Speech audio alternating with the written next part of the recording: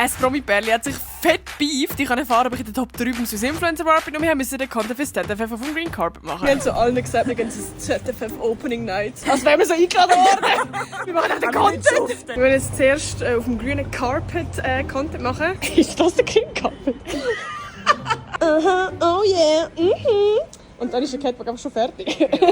Da ist der Green Carpet. Wir sind dann in die hintere Reihe platziert worden, wo man leider kennt, wie wir es machen können, aber wir haben einfach sonst Content gemacht. Das hat alles super funktioniert und dann haben wir auch schon weitergehen als nächste Event. Und zwar eins vom Influencer Award, weil bekannt gegeben wurde, wer von der Kategorie Entertainment von der Top 2 in die Top 3 kommt und ich bin in dieser Kategorie nominiert. Und genau wegen dem will ich fucking proud of dich, dass du in der Top 3 bist.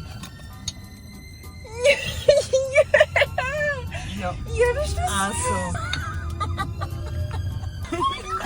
Wir sind dann auch nach etwa 3 Jahren der Raum suchen, haben wir ihn endlich gefunden. Wir haben noch kurz angestoßen und dann ist es schon losgegangen. Es war vor allem ein Fail, weil wir sind in der vordersten Reihe geguckt und ich habe direkt in den Laptop gesehen und bei dem sind schon gespoilert worden, wer in der Top 3 wird sein. Ich bin nicht Top 3, Leute.